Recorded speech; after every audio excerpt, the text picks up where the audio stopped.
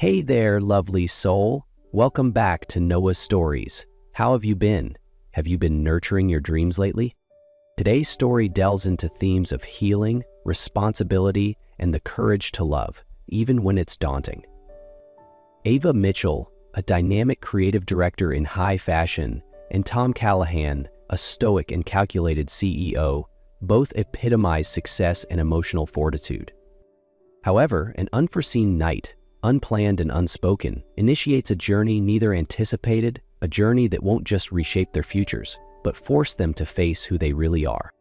So, take a moment with me. Let me tell you a story, one that began not with love, not even with hope, but with one quiet, unexpected night. It was celebration night at Mason Vera, a luxury fashion powerhouse based in Chicago. The company had just smashed sales records nationwide thanks to its latest campaign, The Real Shape, led by none other than Ava Mitchell. At 27, she wasn't just the youngest creative director in the firm's history, she was the one rewriting the rules. Everyone around her celebrated with laughter, music, champagne, but Ava, in a deep sapphire satin gown, quietly stood by the towering windows of the 42nd floor, watching the city glow. The skyline sparkled like gold dust, a million stories unfolding below her feet. And yet, her own heart felt still. Maybe success didn't always silence the ache. Quite the view, came a low voice behind her. Tom Callahan, the man behind the empire, 36 sharp, strategic, untouchable, the kind of man who never raised his voice because he never had to. He wore his power like a tailored suit, perfectly fitted and impossible to miss. "Congratulations," he said simply, no charm, no flattery, just truth. They stood in silence for a moment, and then they talked. At first about work, numbers, projections, campaign reach, but slowly the conversation slipped into something softer. She told him about her mother, a nurse who raised her alone, working double shifts just to make rent, yet never once forgot to show love. He paused, then spoke about his father, strict, unbending, obsessed with legacy, a man who called vulnerability weakness. And his mother? She was quiet, he said, and eventually she disappeared into her silence. There was no music, no flickering candlelight, just a shared bottle of wine and two people sitting on a leather couch as if it were neutral ground, talking, listening, slowly unraveling. And then a kiss. Soft, slow, and then everything else stopped. Not out of passion, not out of romance, but because in that moment they weren't CEO and director. They were just two tired souls, no longer willing to face the night alone. Some truths don't need to be shouted. Two faint pink lines sufficed to upend Ava Mitchell's sense of control. 6 weeks after that night, she sat curled on the cool tile floor of her River North apartment bathroom. The third pregnancy test lay in her trembling hands. All three said the same thing: positive. The kind of positive that flips your life upside down. She stared at herself in the mirror. The woman looking back wasn't the poised, unshakable Ava the world knew. Her curls were undone, her lips pale, eyes wide with fear. "Mitchell women don't break," she whispered to her reflection. "We bend, then we rise." Her mother had raised her alone while working night shifts as a nurse. She taught Ava that survival wasn't about strength. It was about choosing to keep going even when everything inside you wanted to stop. So, Ava stood up, wiped her face, put on a flawless navy pantsuit, and went to work. At the office, she functioned like clockwork. Meetings, presentations, emails. But the nausea was getting worse. And every time she passed Tom Callahan in the hallway, her stomach twisted, not from the baby, but from everything unspoken between them. They hadn't spoken about that night, not once. Until Monday morning, after a long, draining strategy session, Tom said, "Mitchell, a word in my office." Her heart skipped. Her fingers clenched around the file folder, but she followed him in, head held high. He didn't look up as he typed on his laptop. She stood, waiting, the tension thick. He began to speak, but she beat him to it. "I'm pregnant." Flat, direct, like ripping off a bandage. His fingers froze. He finally looked at her. Really looked. "Are you sure?" "3 tests, I'll confirm with the doctor." Silence fell heavy between them. He leaned back, folding his hands. "What do you want?" It wasn't curiosity, it was caution. Ava's blood went cold. "Excuse me? Money? Support? A promotion? Just tell me." It wasn't his words that broke her. It was his tone, like she was a crisis he needed to contain. She stood, fire in her eyes, voice barely steady.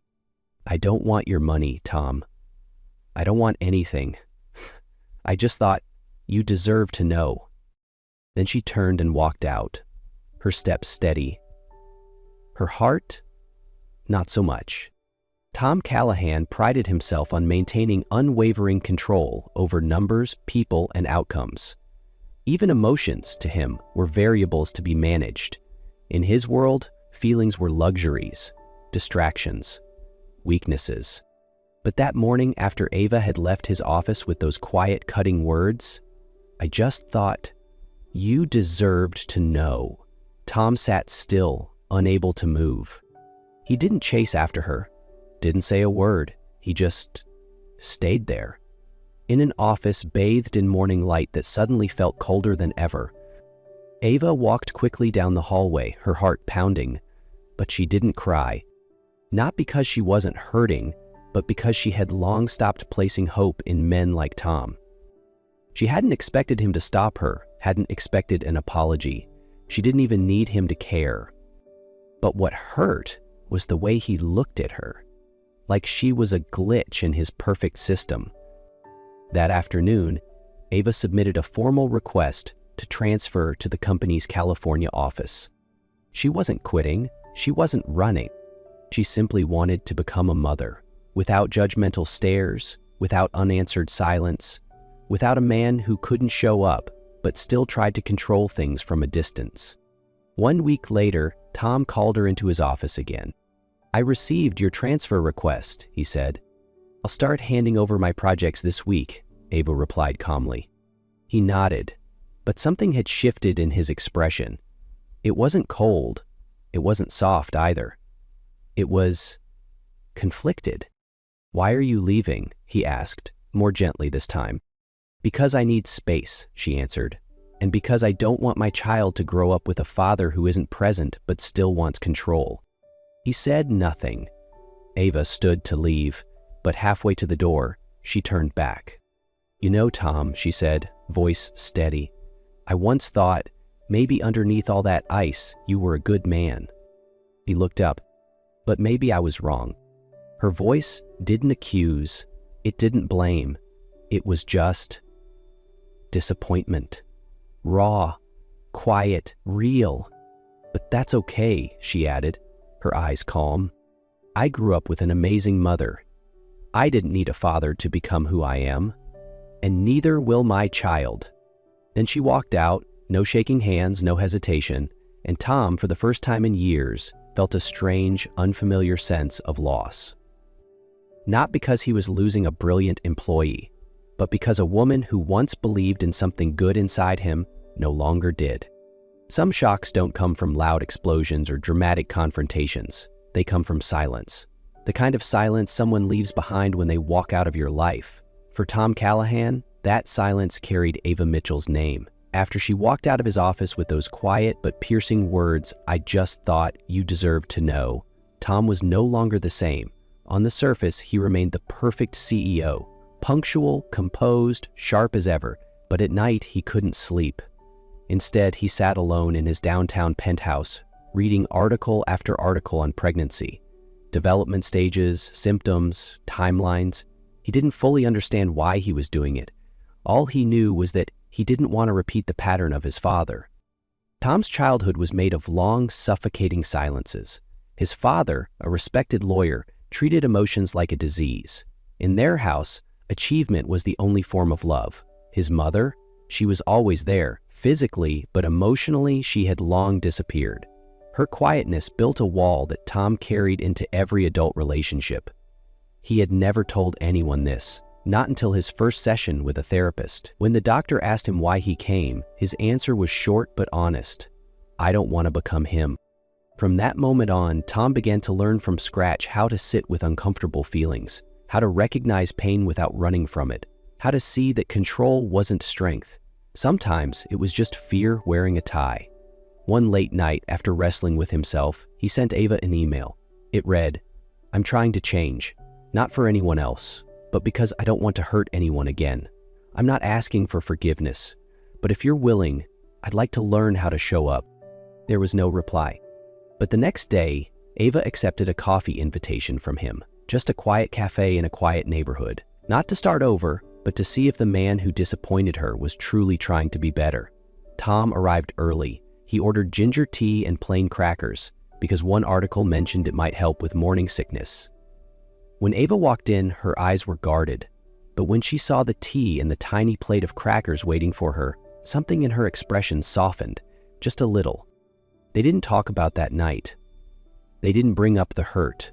Instead, they talked about her OBGYN, about birth plans, about what it felt like to realize there's a heartbeat growing inside you. Tom didn't pretend to understand. He didn't try to fix anything. He just listened. And for Ava, in that moment, a man who could simply listen without trying to control, without hiding behind logic, was already a small beginning. Nothing grand, nothing dramatic, but something real. Neither of them expected the storm to hit so soon, loud, brutal, and without warning. Just days after their quiet meeting at the corner cafe, Ava was packing up her office, preparing for her upcoming transfer to California, when Olivia, her closest colleague, burst in with a look of panic on her face. "Have you seen the news?" she asked, holding up her phone. The headline blared across the screen. "Maison Vera CEO in alleged affair with subordinate, stock drops amid scandal." Ava froze. The article didn't just mention her and Tom. It painted a narrative suggesting the pregnancy was the result of a backroom deal. It called her a manipulator, accused her of trading intimacy for influence. Even her transfer was twisted into a strategic retreat to dodge consequences. The cold cruelty of those words cut deep into her pride, into her identity as a woman who'd fought for everything she had. Her phone lit up with messages, calls, and anonymous comments flooding her inbox. But Ava didn't cry. She straightened her blouse, took a deep breath, and walked toward Tom's office, knowing exactly what waited for her on the other side. Inside, Tom was in a meeting with legal and PR teams. His face darkened when he saw her. "I'm sorry," he said softly, and for the first time his voice carried no command, only regret. The PR spokesperson was preparing a press statement. "We'll deny everything," she explained. "Say the relationship never existed, that the transfer was entirely personal." But before Ava could respond, Tom stood. His voice wasn't angry, it was resolute. "No, we're not lying, we're not hiding, and we're certainly not going to let anyone shame the mother of my child." The room went still. Then he turned to Ava. Their eyes met, and for the first time, she didn't see fear of public fallout. She saw protection, sincerity, a man standing beside her, not above her. 1 hour later, at an emergency board meeting, Ava sat beside Tom. He didn't flinch, didn't deflect. He looked the board straight in the eye and said, "Yes, I'm the father of Ava's child, and no, she did not need favors or leverage to earn her place in this company. Ava Mitchell is one of the most capable professionals I've ever worked with, and the first person who's ever made me question the kind of man I want to be." The room fell into stunned silence. Then, unexpectedly, the CFO, usually the quietest person in the room, spoke up.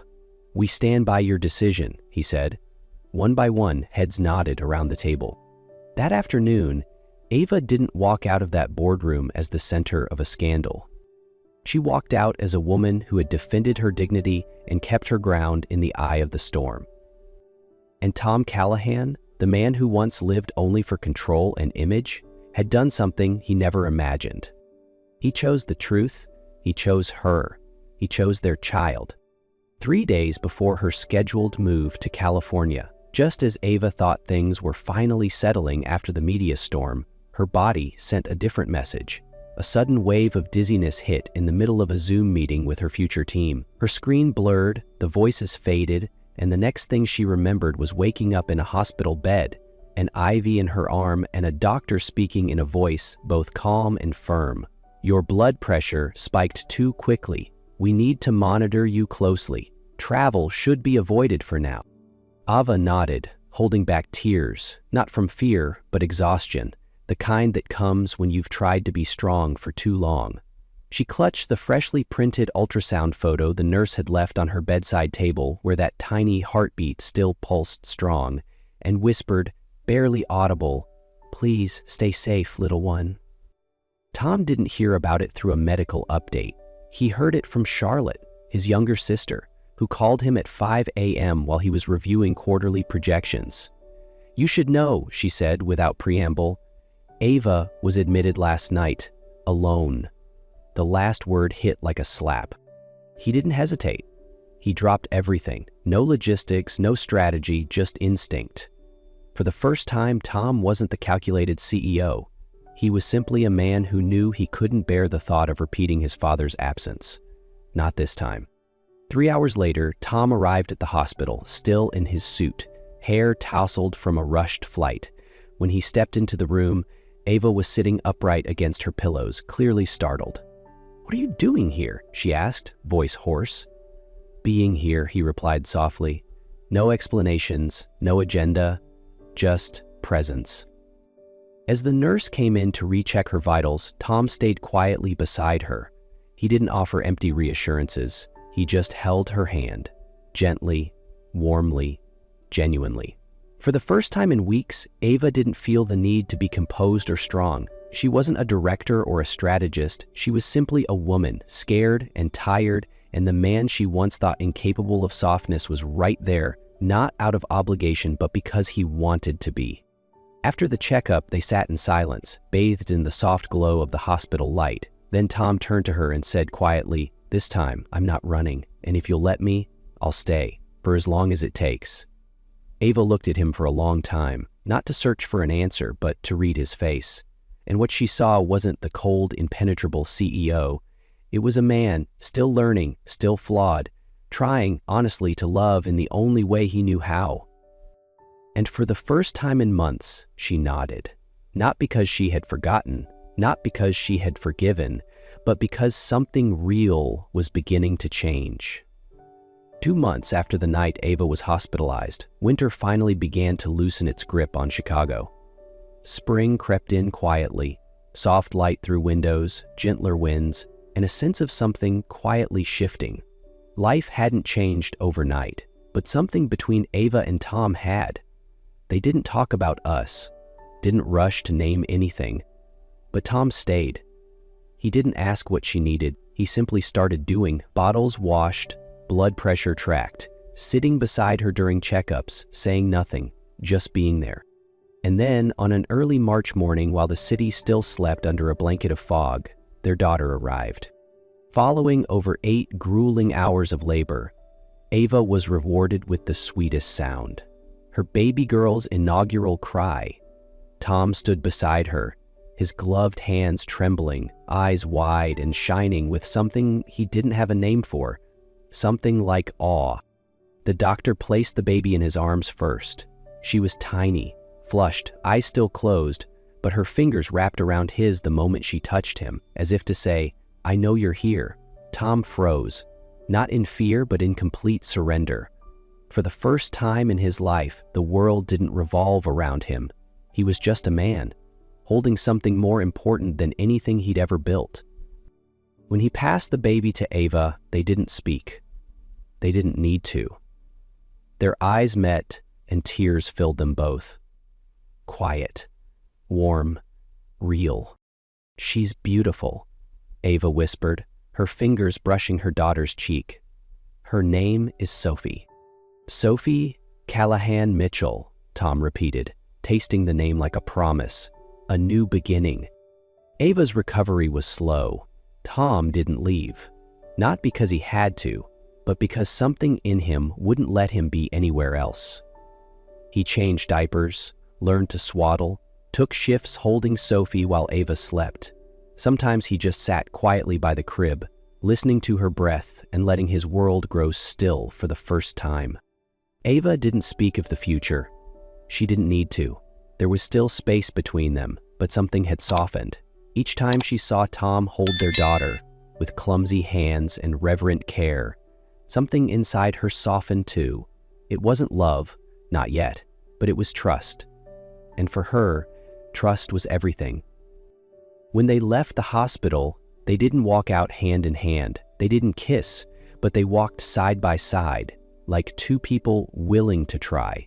Not for romance, not for the picture-perfect ending, but for a little girl with sleepy eyes and a name that meant clarity. Without rings or grand vows, a shared glance conveyed, "We'll embark on this journey, not flawlessly, but with all the goodness we possess." Thank you for staying till the end. If this story moves something inside you, let us know in the comments. And remember, love doesn't always begin with fireworks. Sometimes it starts with a whisper.